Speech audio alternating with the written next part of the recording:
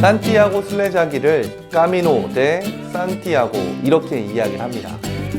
까미노라고 하는 이 말이 길이란 뜻이고요. 그리고 이 산티아고는 예수님의 제자 중에 한 사람, 이 야고보를 의미해요. 그러니 이 야고보가 갔던 길, 이렇게 해석할 수 있겠죠. 그리고 이 야고보의 상징을 대부분 이 가리비 조개 껍데기를 씁니다.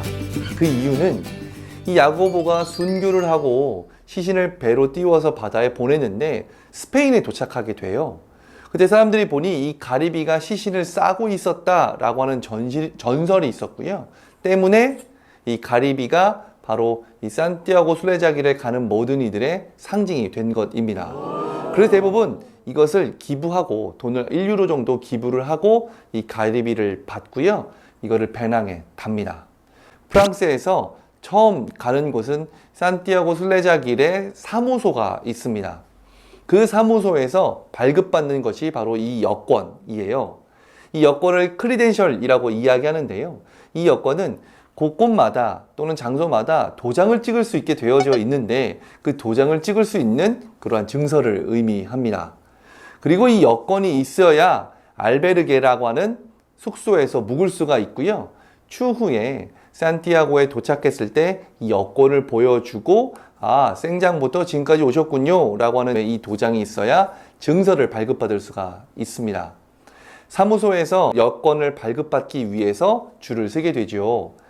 저도 줄을 섰는데 뒤에 있었습니다. 근데 갑자기 그때 누가 코리언이라고 이야기하는 거예요.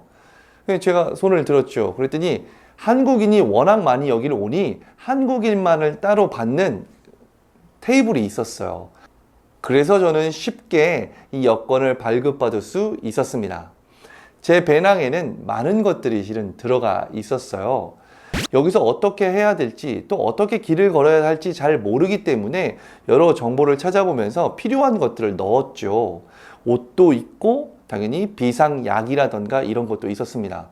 그 중에 하나 저는 나프탈렌을 가져갔었는데요. 이유는 이 베드버기라고 하는 그 빈대 있잖아요. 이 빈대에 물리면 정말 대책이 없거든요. 그래서 빈대에 물리지 않을 만한 나프탈렌을 갖고 가기도 했고, 어떤 이는 된장 같은 큰 걸 갖고 다니기도 하고요. 또 어떤 이는 코펠 같은 나름대로의 조리기구를 갖고 다니시는 분도 있습니다. 근데요, 걷다 보면 이 모든 것들을 다 버리고 가게 됩니다. 왜요? 걷는 것 자체가 굉장히 힘든 일이니 배낭이 무거우면 너무 어렵잖아요. 그래서 최소한으로 간편하게, 그래서 저는 상의도 한 2벌, 얇은 옷 2벌, 그리고 하의도 반바지 1벌, 그리고 긴 바지 1벌, 양말도 한 3켤레 정도를 매일 빨고 입고를 반복했습니다. 물론 긴 옷도 좀 필요하고요. 저는 거의 9월 초에 시작했고 거의 10월 중순쯤에 마무리를 했으니 그때는 아직까지도 한낮에는 굉장히 더웠거든요. 그래서 모자와 선글라스도 필수입니다. 물은 각 마을마다 얼마든지 마실 수 있는 우리나라의 우물 같은 것들이 광장마다 있어서 풍요롭게 마셨고요. 그리고 먹는 것도 그 알베르게에서 해 먹기도 하고 또 식당에서 사 먹기도 했습니다. 알베르게에 도착했을 때는 약간 당황했던 것은 저는 그렇게 게스트하우스를 다녀본 적이 없어서 더 당황했던 것 같은데요. 남녀 불문하고 그냥 선착순으로 침대를 하나씩 배정받습니다. 이 룰은 끝까지 지속되는데요. 어쨌든 거기에 다양한 인종 그리고 다 각국의 많은 이유를 갖고 있는 사람들을 만나게 되고 또 함께 인사를 나누면서 이제 그날 다음 날부터 함께 출발을 하게 됩니다. 처음 길을 나설 때 너무나 흥분되더라고요. 예전부터 생각했던 그 길을 내가 걷고 있다라고 하는 것도 그랬고 또 아무도 없이 오롯이 나 혼자 있다라고 하는 것도 그랬습니다. 그리고 한국에서 수많은 일들 만나고 또는 겹치고 또 거기에 지치고 라고 하는 것들이 많이 있었는데 여기서는 그게 전혀 없잖아요. 그냥 내가 가는 길 따라서 가고 쉬고만 있으니 그 자체가 저한테는 굉장히 흥분되는 일이고 즐거운 일이었습니다. 저는 30대 중반에 갔지만 마인드는 20대 초반 군인이었어요. 내가 군대에 있을 때도 많이 걸었었는데 이 정도는 쉽지 뭐, 이런 마음으로 시작을 했죠. 첫날 1400m, 나름 산맥을 넘게 됩니다. 그러니 1400m, 말이 1400m이지 한 번도 운동하지 않고 걸었던 사람은 굉장히 힘든 길이거든요. 근데 그 자체도 저한테는 뭐랄까요? 굉장히 좋았어요. 산맥을 하나씩 하나씩 넘을 때마다 이국적인 풍경이 굉장히 신기했고요. 그리고 제가 있을 때는 안개도 자욱하고 비도 왔을 때인데, 근데 그럼에도 불구하고 그냥 그 자체가 좋았던 것 같습니다. 몇 시간, 아니 열 몇 시간 정도 걸은 것 같은데요. 그냥 잘 버텨냈다라고 이야기할 수 있을 듯해요. 첫 숙소에 도착하자마자 안도의 한숨을 쉬면서 이렇게 매일 걷겠구나라고 생각을 했지요. 제가 이 걸을 때 사람들은 예전에 이렇게 물어본 적이 있습니다. 아니 어떤 길인 줄 알고 걸을 거야.